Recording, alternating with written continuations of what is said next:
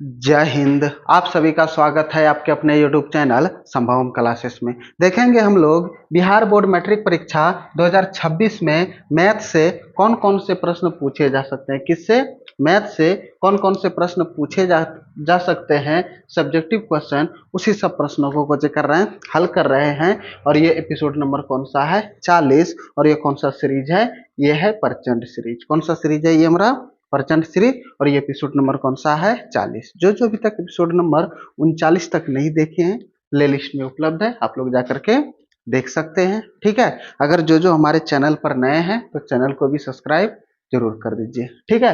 तो देखेंगे तो एपिसोड नंबर 40 का क्वेश्चन नंबर पहला कुछ क्या रहा है। ठीक है, देखते हैं।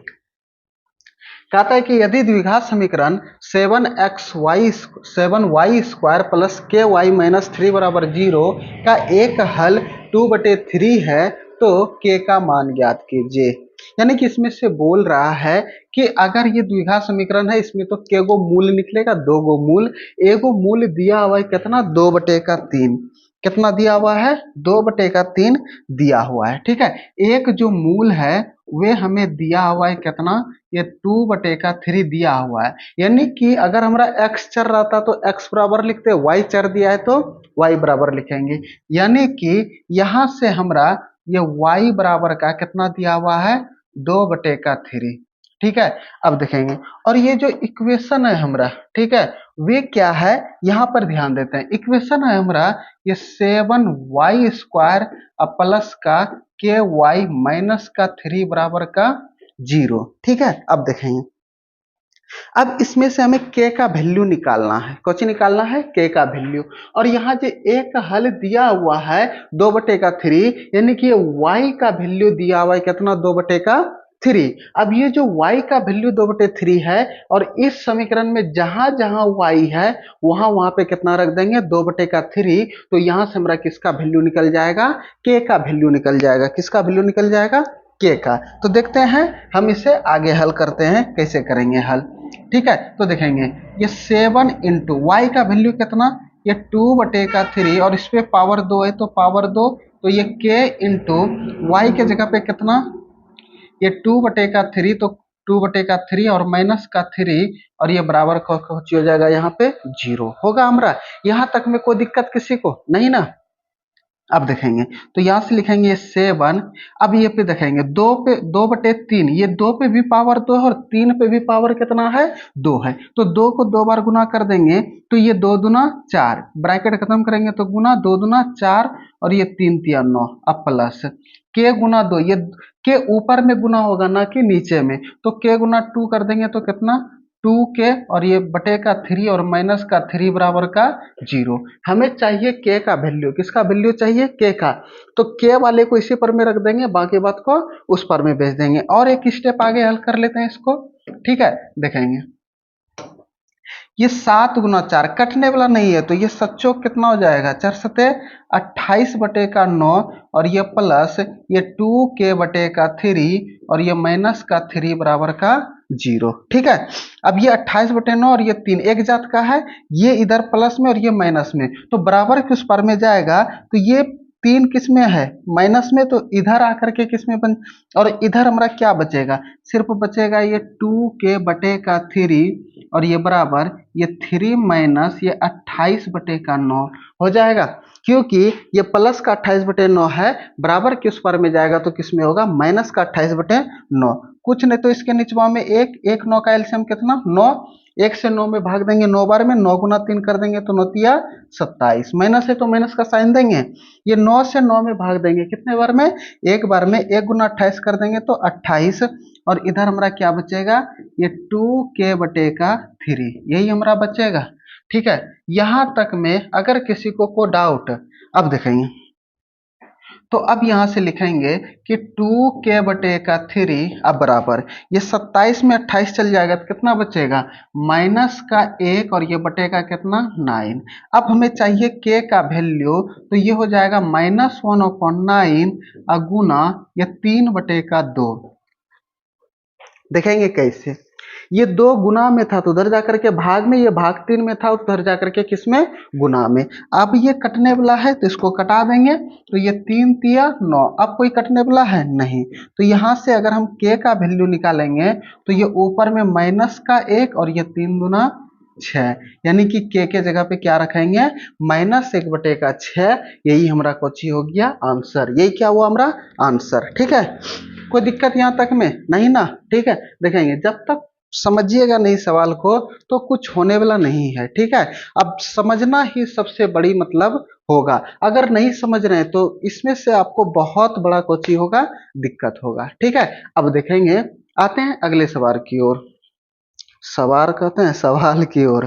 ठीक है, कहता है कि 2 अंकों वाली कितनी संख्या है, ठीक है, जो कि 3 से विभाजित होगा। कहता है कि 2 अंकों वाली जो कितनी संख्या है जो कि 2 से विभाज्य होगा। अच्छा, 2 अंक हमारा होता कहाँ से शुरू, सबसे पहले उस पर ध्यान देना है। ठीक है, तो 2 अंक शुरू होता है कहाँ से, ये 10, 11, 12, 13, 14, 15 डॉट डॉट डॉट इधर कहाँ तक चल जाएगा, ये आएगा 97, 98 और ये 99। अच्छा, जैसा ही 100 लिखेंगे तो ये कितने अंकों वाली हो गया, 3 अंकों वाली। तो क्या ये हमारा वैल्यूएबल होगा, नहीं, हमें चाहिए सिर्फ 2 अंकों वाली, तो ये सब 2 अंकों वाली है। अब कहता है इसमें ऐसी कितनी संख्या है जो कि 3 से विभाज्य होगा, ऐसी कितनी संख्या है जो किससे विभाज्य होगा, 3 से। अब देखो 10 में तो 3 से भाग लगेगा नहीं, 11 में भी तो लगेगा नहीं, 12 में लग जाएगा, हाँ 3 चौके 12, 12 में लग गए।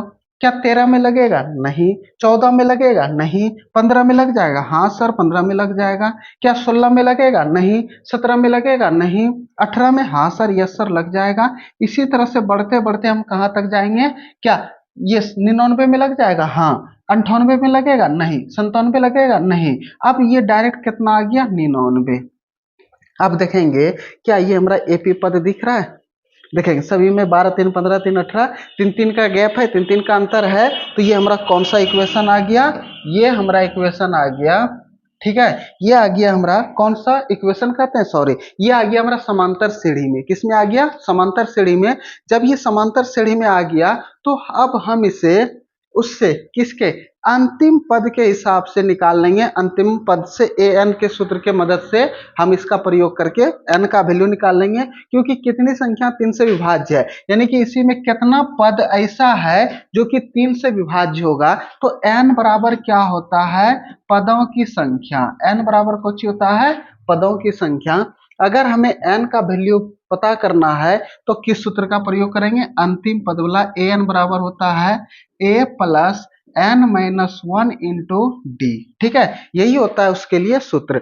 इसी सूत्र का हम कोची करेंगे, उसमें उपयोग करेंगे। ठीक है, तो देखते हैं। तो ए एन के लिए ज्ञात करने के लिए सबसे पहले हमें ए चाहिए, डी चाहिए, ए एन चाहिए, अंतिम पद चाहिए, तभी तो हमारा एन निकलेगा। तो देखेंगे ये ए बराबर कितना है, 12, क्योंकि ये प्रथम पद है।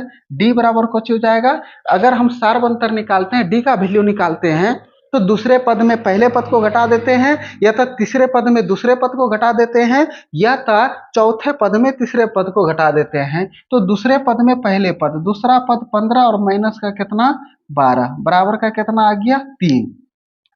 अब हमें चाहिए अंतिम पद ए एन बराबर, तो ए एन ये 99 हमारा अंतिम पद पर है, तो ए एन के जगह पे कितना हो जाएगा, 99। और उसके बाद हमें चाहिए एन का वैल्यू, जो कि नहीं पता, एन बराबर वाट। हमें एन का ही वैल्यू को निकालना है। क्या हम इस सूत्र के मदद से निकाल सकते हैं, यस सर निकाल सकते हैं। तो देखते हैं, निकालते हैं।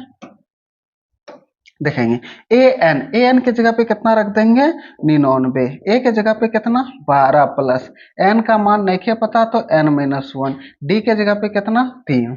अच्छा, ये 12 प्लस में तो इधर आकर के किस में, माइनस में, तो 99 माइनस 12 और ये n-1 इंटू 3। अच्छा, 99 में 12 अगर चल जाएगा तो कितना बचेगा, 87। 9 में 2 गयो 7, 9 में 1 गयो कितना, 8। अच्छा, ये 3 गुना में तो इधर आकर के किस में, भाग में। अब बराबर n-1, ये होगा हमारा अब देखेंगे अगर हम इसको कटा देंगे तो ये कितने बार में कट जाएगा, 3 से। ये 3 दूना 6, 3 नवा 27, 29 बार में कट गयो। अच्छा जब ये 29 बार में कट गयो तो यहाँ पे देखेंगे कौची होगा, तो इधर ये 29 बराबर n माइनस का 1, तो ये 29 और ये प्लस का 1 होगा। ये प्लस 1 कहाँ से आया, ये माइनस का 1 था, बराबर किस पर में आ गया, तो प्लस का 1 बराबर का n, और ये 29 और ये कितना हो जाएगा, 30 बराबर का n, तो यहाँ से n का कितना आ गया हमारा, 30। तो 30 गो ऐसी संख्या होगा, 2 अंकों वाली जो 30 गो ऐसी संख्या होगा जिससे किससे विभाजित होगा, 3 से। किससे विभाजित होगा, 3 से। यही हमारा कोची हो गया आंसर। ठीक है, यही क्या हो गया हमारा आंसर। यहाँ तक समझने में कोई दिक्कत, अगर कोई परेशानी तो जरूर बताइएगा कमेंट बॉक्स में। ठीक है, आते हैं अगले सवाल की ओर। कहता है कि एक वृत्तखंड का क्षेत्रफल ज्ञात कीजिए जिसकी त्रिज्या 21 सेंटीमीटर है और केंद्र पर 60 डिग्री कोण बनाता है। अब देखेंगे हमें बोला है कौची ज्ञात करने के लिए, लघु वृत्तखंड। देखेंगे तो सबसे पहले एक सर्कल बना लेते हैं। ठीक है, ये है हमारा सर्कल और इसमें ये केंद्र होगा। ठीक है, अच्छा जब इसमें केंद्र होगा, ठीक है, देखेंगे केंद्र होगा तो हमें बोला है वृत्तखंड। कुछ बोला है वृत्तखंड। तो वृत्तखंड अगर हमको ज्ञात करना है तो देखेंगे वृत्तखंड किसको बोलते हैं। यहां से इसमें केंद्र में मिला दिए तो ये कौची हो गया हमारा त्रिज्या। फिर यहां से इसको यहां तक मिला देंगे तो ये कौची हो जाएगा हमारा त्रिज्या। अगर हम यहां से ये मिला दिए, इस बिंदु से इस बिंदु को मिला दिए तो इसको बोलते हैं हम लोग वृत्तखंड। कौन वाले हिस्सा को, इस वाले हिस्से को बोलते हैं हम लोग वृत्तखंड, इस वाले हिस्से को। ठीक है, ये जो दिख रहा है यहाँ पे इस कलर का, इसको बोलते हैं हम लोग कौन सा, वृत्तखंड। ठीक है, अब देखेंगे ये जो है त्रिज्या ये है 21 सेंटीमीटर और ये भी कितना है 21 सेंटीमीटर, और ये जो कोण है ये कोण है कितने, 60 डिग्री। ठीक है, अब देखेंगे थोड़ा सा ध्यान दीजिएगा, हम इसको समझाते हैं यहाँ पर। ठीक है, अब देखेंगे यहाँ पर इसको यहाँ पे रखेंगे, इसमें थोड़ा सा ध्यान दीजिएगा कि क्या करना है हम इसमें। ठीक है, अब वृत्तखंड बोलते किसको है। ठीक है, ई वाला पर्सन को हम यहाँ पे बनाते हैं। ठीक है, यहाँ पे देखेंगे ये इस प्रकार से है। ठीक है, और ये इस प्रकार से है और यहाँ पर एक है और इसी को बोलते हैं वृत्तखंड। इसी को क्या बोलते हैं, वृत्तखंड। ठीक है, अब देखेंगे यहाँ पे अगर हम इसको इस प्रकार से चारों तरफ बनाएंगे इस प्रकार से तो एक हमारा वृत्त बनेगा, सही से नहीं बना। ठीक है, ये एक वृत्त बनेगा, मान लीजिए कि ये इस प्रकार से वृत्त बनेगा। ठीक है, अब देखेंगे अच्छा ये जब एक वृत्त बनेगा तो यहाँ पे देखेंगे इस वाले पर्सन को, ठीक है, इस वाले पर्सन को हम लोग बोलते हैं कौची, लघु त्रिज्यीय खंड बोलते हैं। क्या बोलते हैं, लघु त्रिज्यीय खंड। तो देखेंगे ये जो पूरे होगा इस प्रकार, यहाँ से यहाँ तक ये जो हो जाएगा ये पूरे हो जाएगा कौची हमारा लघु वृत्तखंड। अगर हम ये वाला हिस्सा को घसका दें, ठीक है, ये वाला हिस्सा को घसका दे तो क्या इतना सा हिस्सा बचेगा। अच्छा ये जो घसका है ये कौन सा हिस्सा था, यहाँ केंद्र से इसको इस तरह से मिलाए थे। ठीक है, केंद्र से यहाँ पे इसको मिलाए थे और इसको मिलाए थे, तो देखें ये एक त्रिभुज का निर्माण कर रहा है।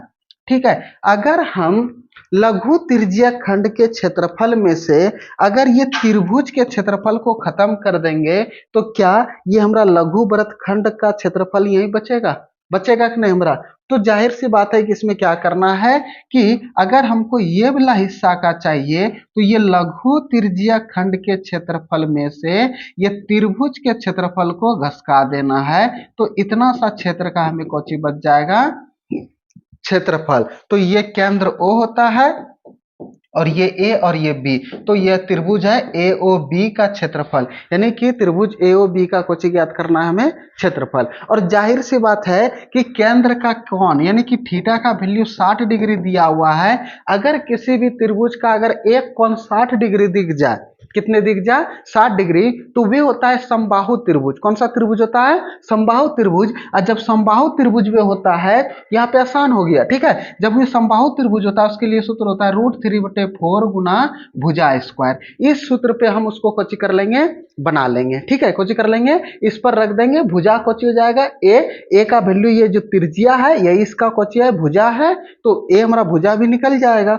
ठीक है। और जब भुजा निकल जाएगा तो हम यहाँ पे इस पे मदद से इसका क्षेत्रफल ज्ञात कर लेंगे और लघु त्रिज्यीय खंड के क्षेत्रफल में से ये त्रिभुज के क्षेत्रफल को घसका देंगे तो ये लघु वृत्त खंड का क्षेत्रफल हमें कुछ हो जाएगा, ज्ञात हो जाएगा। कोई दिक्कत है? इतना सा करने में कोई दिक्कत नहीं ना?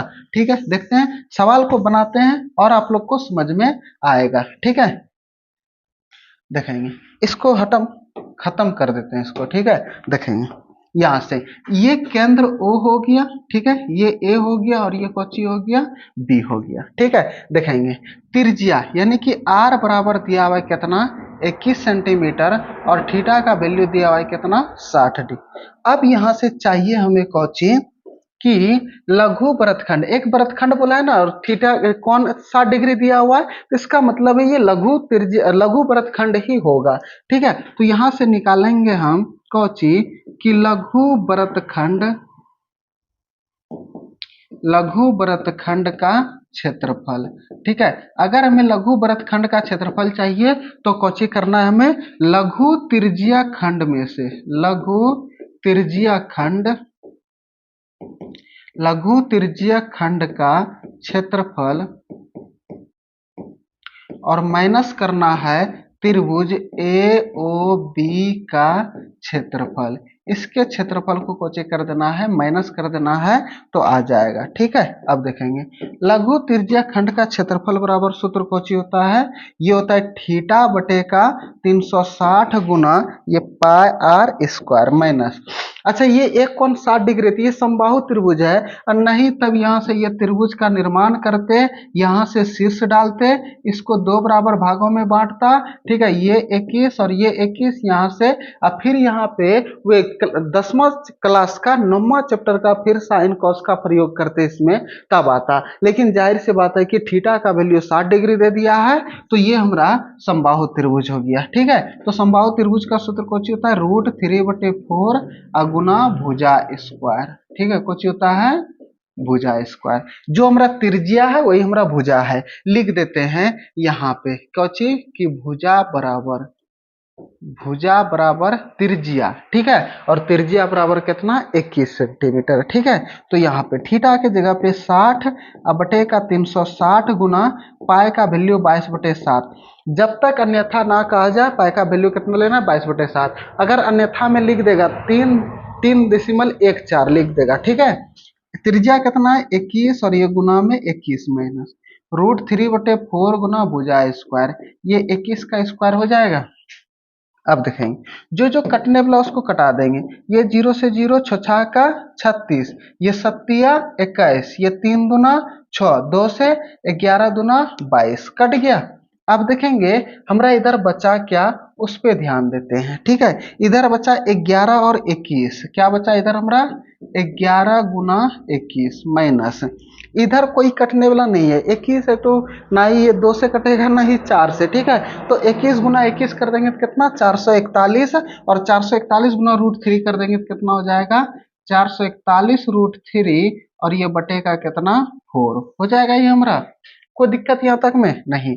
अब इन दोनों को गुना करेंगे, 11 का 11 और 11 दूना 22 और एक कितना 23, 231 माइनस ये 441 √3 बटे का 4, यहाँ इतना सेंटीमीटर स्क्वायर, यहाँ भी छोड़ सकते हैं अन्यथा कोई दिक्कत नहीं है, और नहीं तब ये √3 का वैल्यू दिया रहेगा तो आगे भिन्न का घटाव बना करके आप आगे कुछ कर सकते हैं, बना सकते हैं, नहीं तो यहाँ भी छोड़ सकते हैं। यही हमारा कुछ हो गया आंसर। ठीक है, देखेंगे यहां तक में समझने में किसी को कोई डाउट को परेशानी अगर दिक्कत है किसी को तो कमेंट बॉक्स में जरूर बताइएगा। ठीक है, अब आते हैं अगले सवाल पे, क्योंकि प्रत्येक एपिसोड में 5 प्रश्नों को हल करते हैं, 3 प्रश्न बना चुके हैं, ये है चौथा प्रश्न। ये देखेंगे आप 100% मान लीजिए कि ये क्वेश्चन पूछने वाला एग्जाम में, ठीक है, एग्जाम में पूछने वाला है।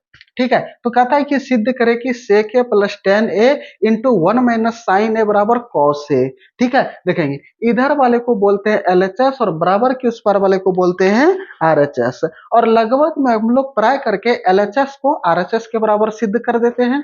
ठीक है, तो LHS को सिद्ध करेंगे किसके बराबर, RHS के बराबर, और इसमें हम लोग कुछ करते हैं, अगर पहले से सबको बदलते हैं हम लोग साइन कॉस में, पहले किस में बदल लेते हैं, साइन कॉस में। ठीक है, देखेंगे ढीला अगलो की रहना है ठीक है, देखेंगे साइन कॉस में, किस में बदलते हैं, साइन कॉस में। ठीक है, तो देखेंगे तो हमें LHS बराबर दिया हुआ है, क्या दिया हुआ है LHS बराबर, ये दिया हुआ है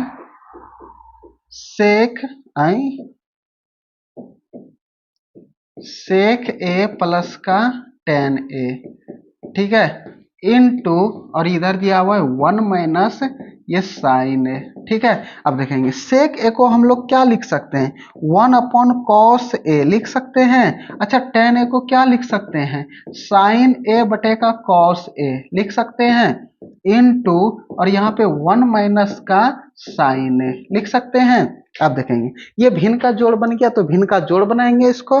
ठीक है, तो देखेंगे कॉस ए का एलसीएम कुछ हो जाएगा कॉस ए से कॉस ए कट जाएगा, एक बार में ऊपर वाले में एक से गुना कर देंगे तो एक प्लस कॉस ए से कॉस ए कट जाएगा, एक बार में एक गुना साइन ए कर देंगे तो क्या गाड़ी है, आहा, इस पे सरकार ध्यान ही नहीं देता है, भैं भैं करते हुए पार होता है। ठीक है, देखेंगे 1 माइनस का साइन है, यहाँ तक में कोई दिक्कत किसी को नहीं ना, को परेशानी, अगर यहाँ तक में किसी को कोई डाउट है, को परेशानी है तो बताएंगे। अब यहाँ पे थोड़ा सा ध्यान दीजिएगा, क्या देना है ध्यान आपको, कि यहाँ पे देखेंगे ऊपर में देखेंगे कौची है 1 प्लस का साइन ए इंटू 1 माइनस का साइन ए, और निचवा में देखेंगे ये हो गया कौची कॉस ए, आ गया।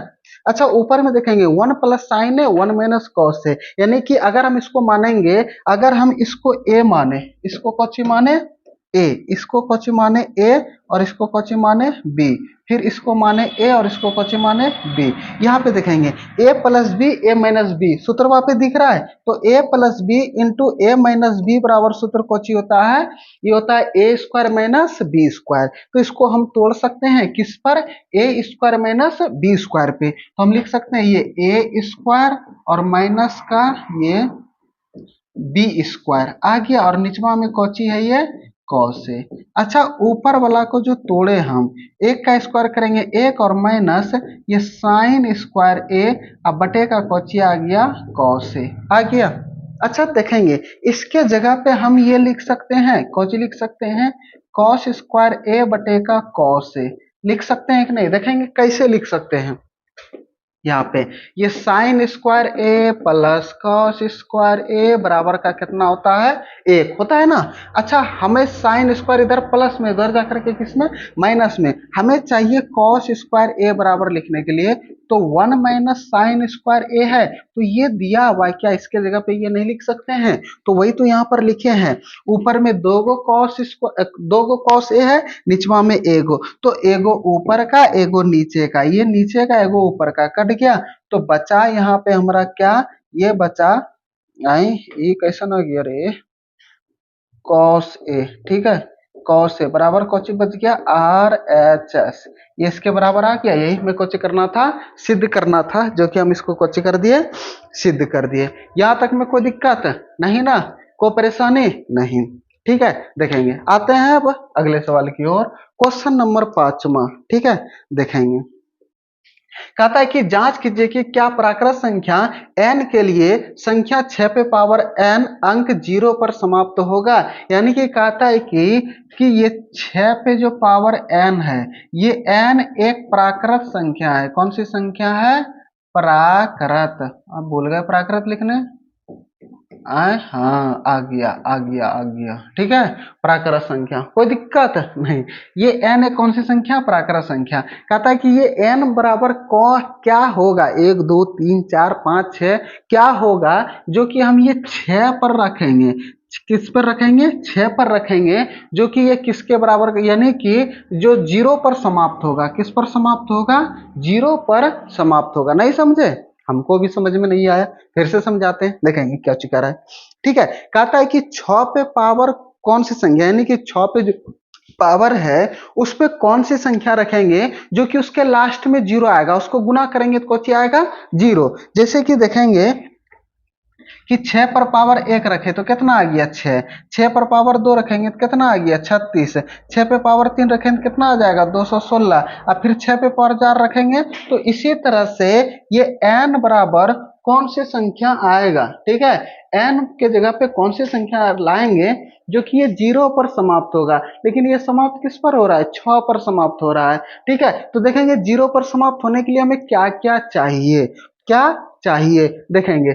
अगर हमें 0 पर समाप्त करना है तो ये 5 गुना 2 कर देंगे तो 5 दूना 10। अच्छा, 0 पर कौन कौन सी संख्या समाप्त हो रहा है, एगो 10, 20, 30, 40, 50, 60 डॉट डॉट डॉट, इसी सबको लिखेंगे तो क्या 0 पर समाप्त हो रहा है कि नहीं। तो इसमें कौन कौन सी संख्या चाहिए, एक तो 5 चाहिए, एक तो 2 चाहिए। अच्छा, 20 में तो ये दोनों भी चाहिए, ये 5 दूना 10, 10 दूना 20 है। यानी कि अगर हमको 0 पर समाप्त करना है, किस पर समाप्त करना है, 0 पर अगर हमें समाप्त करना है तो उस संख्या के अभाज्य गुणनखंड में हमें क्या करना होगा, 5 भी चाहिए और 2 भी चाहिए। यानी कि जिस संख्या पे पावर n रखेंगे, जिस संख्या के पावर n रखेंगे, यानी कि n का कोई भी वैल्यू रखेंगे, उस संख्या का अभाज्य गुणनखंड करेंगे। कौन करेंगे, अभाज्य गुणनखंड। नहीं समझे, फिर से समझाते हैं, ठीक है। अब जैसे कि देखो, जैसे कि हम यहाँ पे कह रहा है कि 6 पे पावर कौन सी संख्या रखेंगे, जैसे कि 6 पर पावर 1 रखे तो कौन सी आ गया 6, 6 पे पावर 2 रखे 36, 6 पे समाप्त हो रहा है, 6 पे पावर 3 4, 36 6 के 216, फिर इसको 6 से गुना कर देंगे तो कितना हो जाएगा, यानी कि जो भी कुछ आएगा, ठीक है, गुना कर लीजिए आप लोग, ठीक है। क्या 0 पर समाप्त हो रहा है, नहीं, लेकिन 0 पर कौन कौन सी संख्या समाप्त हो रहा है, जैसे 10, 20, 30, 40, 50, 60, और इस सब के अगर हम ये 10, 20, 30, 40, 50, 60, 100, 200 का अगर हम अभाज्य गुणनखंड करेंगे, उसमें ये दोनों आपको अनिवार्य दिखेगा, ये 5 गुना 2, ये 5 और 2 अनिवार्य दिखेगा। अगर 5 और 2 दिख रहा है तो वे किस पर समाप्त होगा, 0 पर। अगर 5 और दोनों में से एक भी कोई नहीं दिख रहा है, यानी कि 5 और 2 अगर नहीं दिख रहा है, तब वे 0 पर समाप्त नहीं होगा। उसी प्रकार देखेंगे 6 का अगर हम अभाज्य गुणनखंड करेंगे तो 2 और 3, क्या 2 इसमें 5 है, नहीं है, 2 है लेकिन क्या 5 है, नहीं। जब 5 नहीं है तो क्या ये 0 पर समाप्त होगा, नहीं, 0 पर समाप्त नहीं होगा। तो यहां पर लिखेंगे, क्या लिखेंगे कि देखेंगे, क्या लिखेंगे कि 6 पे पावर n के अभाज्य गुणनखंड में, अभाज्य गुणनखंड में, ए है ना 0, गुणनखंड में, ठीक है, 6 पे पावर n के अभाज्य गुणनखंड में, ठीक है,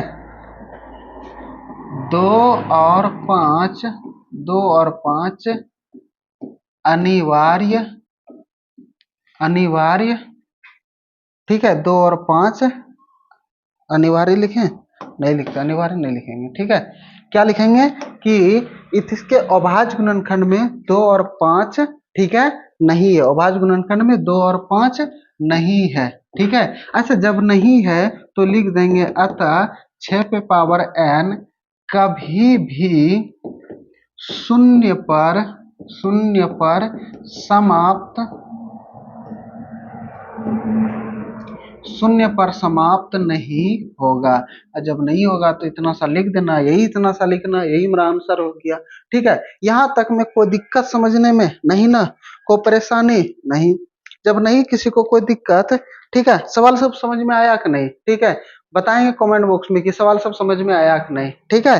तो प्यारा सा एक कमेंट बॉक्स में जरूर लिखिएगा, ठीक है। और वीडियो अगर अच्छे लगे, सवाल अच्छे लगे तो बगल में जो दोस्त बैठा है उसको भी बोलिए कि शेयर करेगा, ठीक है, उसको भी बोलिए कुछ शेयर करेगा, ठीक है। तो आप भी देखिए, अपने दोस्तों को भी दिखाइए, ठीक है। तो आप लोग देखते रहिए, हंसते रहिए, मुस्कुराते रहिए और हमारे वीडियो को ताबड़तोड़ शेयरिंग करते रहिए। फिर मिलेंगे अगले एपिसोड में, अगले नहीं, अगले एपिसोड में। आज इतना ही, जय हिंद।